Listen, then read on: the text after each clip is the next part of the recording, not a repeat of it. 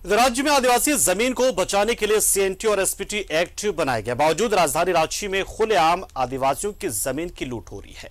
पूजा सिंघल के पति अभिषेक झा का पल्स अस्पताल भी भुइयारी जमीन पर बना हुआ है। तो किस तरीके से षड्यंत्र रचा जाता है, इससे जुड़ी एक रिपोर्ट हम आपको दिखाते हैं। ईडी की रडार पर आई निलंबित आईएएस पूजा सिंघल के बदौलत उनके पति अभिषेक झा ने बहुमंजिला इमारत भुइयारी जमीन पर बनाया है, जिसमें पल्स अस्पताल चल रहा है। जमीन के मूल रैयत के मुताबिक 33 डिसमिल जमीन जोर जबरदस्ती डरा धमकाकर अवैध कब्जा किया गया है। इतना ही नहीं, पल्स अस्पताल के इर्द गिर्द 10 एकड़ से अधिक भुइयारी जमीन है, जिस पर अवैध कब्जा कर बड़े बड़े इमारत और मार्केट बनाए गए। समाजसेवी डॉक्टर कर्मा उरांव ने भुइयारी जमीन पर बने पल्स अस्पताल की जांच सीबीआई से कराने की मांग की। आदिवासी समाज की इजाजत के बगैर सीएनटी एक्ट के संबंध में अन्य जाति समूह को बोलने का कोई अधिकार भी नहीं है ना। हम फील करते हैं उसका क्या जरूरत है।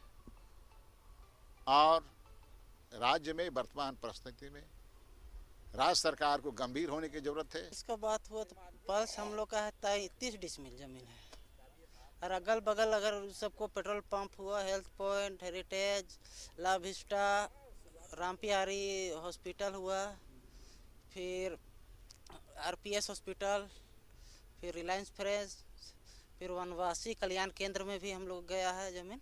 टोटल अगर हम लोग जोड़ेंगे तो हम लोग 10-11 एकड़ भुइयारी। राज्य में भुइयारी नेचर की जमीन की खरीद बिक्री किसी भी सूरत में नहीं हो सकती।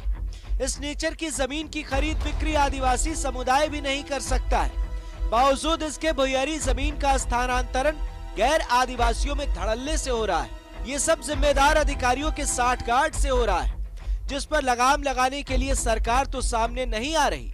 अब आदिवासी समाज के बुद्धिजीवी इस लड़ाई की मुहिम को आगे ले जाए। रांची से न्यूज़ 11 भारत के लिए दीपक उरांव की रिपोर्ट।